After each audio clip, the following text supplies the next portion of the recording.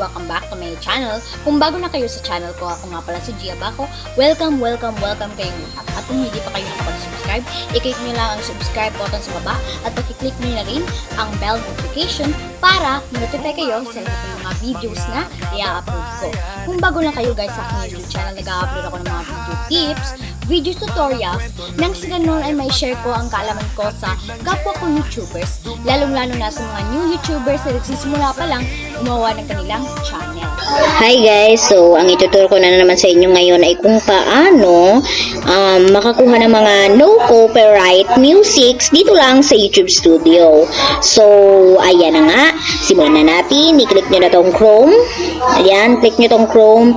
Then, i-search nyo studio.com. Ayan, lumabas na sa akin kasi yan talaga ang ginagamit kong website dito sa aking Chrome. Pinaka-use ko yan kasi araw-araw akong bababalik para mag-check ng mga kung nag-standard ba talaga yung mga tumaas yung mga views, ganun-ganun. So, mag-check din ako ng mga comments dito, nag-prepare para sa mga bagong content. So, ayan, dapat i-search nyo studio.youtube.com para makapunta kayo doon sa official website ng YouTube Studio. So, i-click nyo na yung recommended na sa akin. So, ayan, make sure lang guys ha, na naka-check yung desktop site sa inyong Chrome.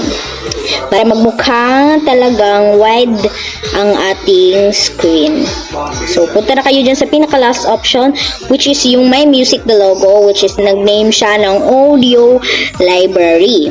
So, ayan guys, nandito na tayo sa kuhaan ng mga musics na walang copyright. So, ayan, may maraming magagandang mga musics dito. Marami din kayong pagpipilian kahit saan, kahit kailan. So, i-refresh nyo palagi ang inyong YouTube Studio para kasi si YouTube Studio ay nag-update at taga-update niya ay nagbibigay siya ng mga bagong musics dito sa kanyang audio library option. So, marami kayong mapipilian dyan, kagaya nitong On The Flip. May genre na hip-hop, at saka mood na calm. Ayan. Marami kayong pagpipilian. So, pwede nyo na, may marami pa kayong makikita. At kung may mga gusto kayong mga mapakinggan ng mga songs, gusto nyo nung pumili ng mga genre, mga moods ng inyong mga musics, i-click nyo lang tong parang triangle sa taas. Ayan, search or filter library. Pwede kayong mag-type dyan. Pwede kayong mag-track title. Ayan.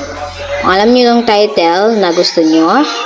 Genre, pwede kayong pumili dyan. Alternative in punk, ambient, children's, cinematic, classical, country and folk, dance and electronic, hip-hop and rap, holiday, jazz and blues, pop, R&B, and soul, reggae, or rock.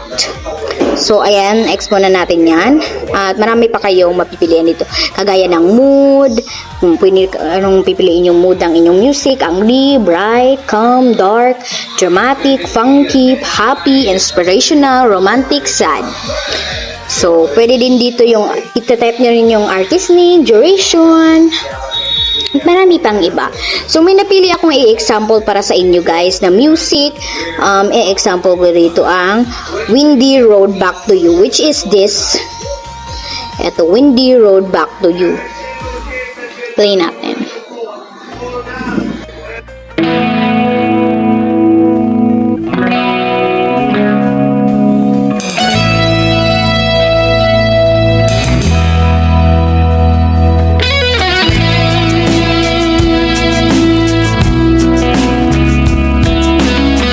So, ayan guys. So, kung bet nyo talagang i-download yung mga gusto nyong mga musics dito sa audio library, i-click nyo lang yung gusto nyo at may makikita kayong download option dito. Pag-click nyo yung download, agad-agad yang madadownload. So, sa akin, hindi ko na i-download kasi na-download ko na yan. So, may lalabas sa inyo dyan na download. Ayan. So, i-cancel ko muna kasi na-download ko na yan. Marami kayong pagpipilian dito sa mga gusto nyo. So, ayan, sa mga baguhan dyan, sa mga hindi pa alam kung paano maiwasan ang mga copyright musics, huwag kayo agad-agad maglagay ng mga musics na galing sa mga apps, kagaya ng mga video editing apps, kagaya ng CapCut. Huwag kayo agad maglagay doon. Kasi hindi nyo alam na copyright pala yon.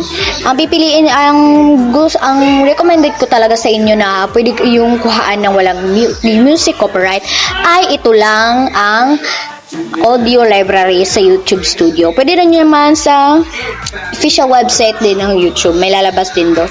So, ayan. Sana guys, may natutunan kayo sa video tutorial ko na ito. At maraming salamat sa panonood. Kung meron kayong mga questions, suggestion, and request, just leave a comment down below. At huwag niyo kalimutan mag-like, share, at comment. At kung hindi pa kayo nakapag-subscribe, i-click nyo lang ang subscribe button sa baba at pag-click nyo na rin ang bell notification para ma-notify kayo sa lahat ng mga videos na i-upload ko. Always be happy guys. Be positive, avoid nega. See you next time.